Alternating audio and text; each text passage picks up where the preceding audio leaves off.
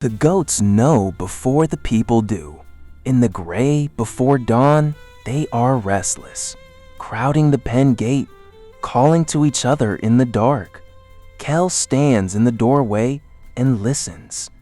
The first snow has already gone from the high shoulders of the mountain. He can smell the change in the wind, thaw and wet stone. The window to move the flock is open. It will not stay open long. He looks back into the house where Bren is still asleep and decides, this year, the boy comes up. The drive starts at first light and it starts loudly. Goats do not walk anywhere in a straight line. Senna packs the last of the dried meat and does not say be careful because saying it would make it heavier. Bren carries his own pack for the first time and he has packed it wrong and nobody tells him yet. Odo watches them out of the village the way he watches everything, with the patience of a man who has done this walk 50 times and finally does not have to. Every object carried was a vital piece of a carefully balanced survival strategy. This movement has a name: Transhumance. It means living in two altitudes on purpose. In winter, the flocks stay on the valley floor, where the snow is survivable. In summer, they climb to high pastures, where meadows grow that no one has to plant. It is a way of harvesting a mountain twice. The valley gives shelter and fields. The heights give grass that would otherwise feed no one. Herders in these Alps were already doing this in Kel's time. In some valleys, they have never stopped. On the climb, Kel teaches the way his father taught, not with speeches, with questions. He stops and points at the far peaks with his chin. What does that cloud tell you? Bren says it tells him it might rain. Kel waits. Bren looks longer. The cloud is sitting still on the summit, like a cap. Wind up high, Kel says, weather turning by evening.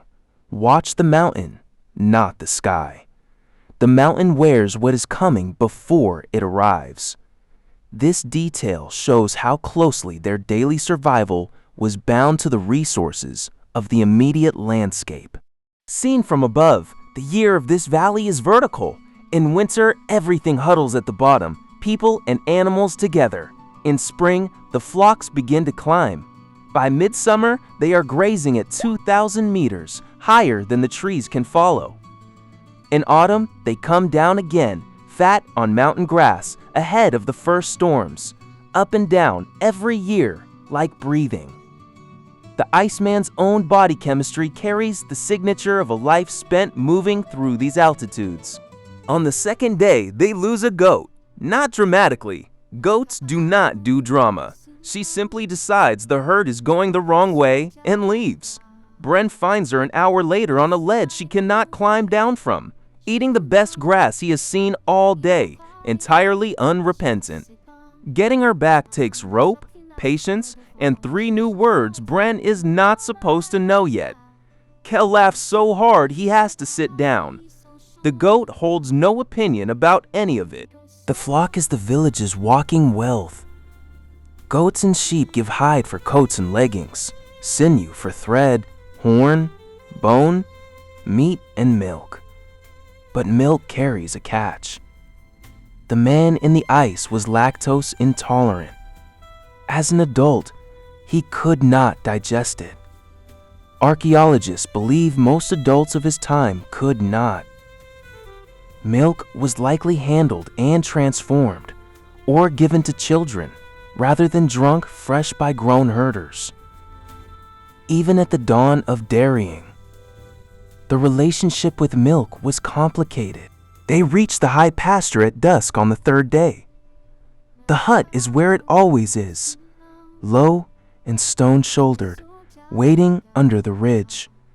The flock spreads out on the grass nobody planted, and the sound they make is the sound of a plan working.